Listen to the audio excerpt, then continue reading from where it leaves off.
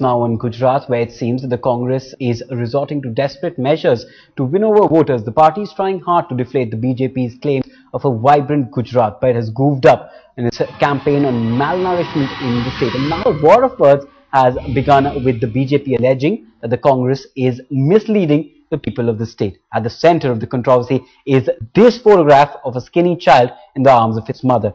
The Congress has used this photo in its campaign to back malnourishment statistics among children, but the BJP now says that this photograph has been lifted from the website of a Christian organization and is of a Sri Lankan flood victim. The Congress has refused to acknowledge that the photograph is indeed lifted. It has, on the other hand, accused the BJP of raking up a non-issue when the focus has to be on the health of kids. The ruling party says this is misleading people with falsified agenda.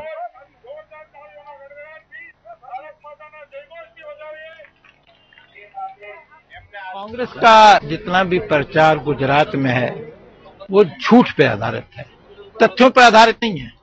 और न केवल विज्ञापनों में जो चित्र जिनका उपयोग हुआ है वो नकली पाए गए हैं, बल्कि जो जानकारियां भी दी गई हैं वो भी तथ्यों पर आधारित नहीं है।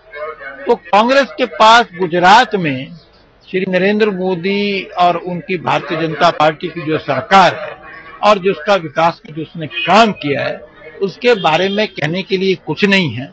अगर सत्य कहेंगे तो तब उनको दिक्कत है और इसलिए वो झूठ का सहारा ले रहे हैं। देखिए, पहले तो अभी हमने ऐड नहीं देखा है और इसकी ऐड की भी जांच करेंगे, लेकिन मैं समझता हूँ कि मुद्दा कुपोषण का है और मैं समझता हूँ कि मुद्दे के ऊपर बात करनी चाहिए। ये नहीं कि फोटो कहाँ का है, लेकिन जहाँ का भी है उसके मैं समझता हूँ कि उसको भी देखा जाए। हम पहले से कह रहे हैं कि कांग्रेस झूठ पर झूठ चला रही है। ये इसका बड़ा दृष्टांत है, उदाहरण है, क्योंकि कांग्रेस के पास कोई जनाधार नहीं है, कोई मुद्दा नहीं है, कोई नेता नहीं है, कोई नीति नहीं है, इसलिए कांग्रेस झूठ पर झूठ चला रही है।